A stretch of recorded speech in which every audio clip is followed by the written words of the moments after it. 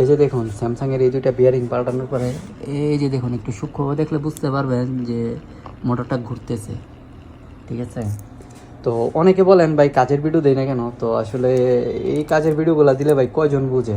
আমি যদি এখন বলি যে এই কাজটা কইরা আমি 300 রিয়াল নিয়েছি, কয় টাকার বিয়ারিং লাগায়, এই 15 টাকা 30 রিয়ালের বিয়ারিং লাগায় যদি বলছে 300 রিয়াল নিয়েছি, তাহলে বহুত মানুষ দেখবে এবং কাজের ইন্টারেস্ট হবে যে না আমাকে এই কাজে শিখতে হবে।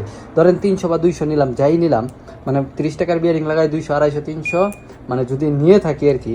তো এটা হলো কাস্টমার বুঝা আর হলো কাজ বুঝা। যদি দূরের কাস্টমার হয় তাহলে গাড়ি ভাড়া আছে, এখানে সব কিছু মিলাই জিলাই আর কি।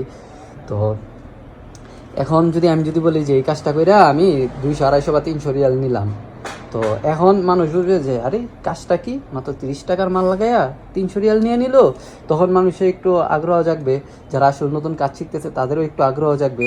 মানে যারা দোকান দেওয়ার কোনো চিন্তা ভাবনা নাই তারাও দোকান দিবে বা নিজে কাজ করবে, কাজ শিখবে। এখন যদি আমি যদি এটার কাজ দিই, তো এটার কাজ যারা জানে বা যারা জানে না, মানে যারা এই সমস্ত লাইনে কাজ করে তারা আসলে বুঝবে, এছাড়া তো অন্য কেউ বুঝবে না।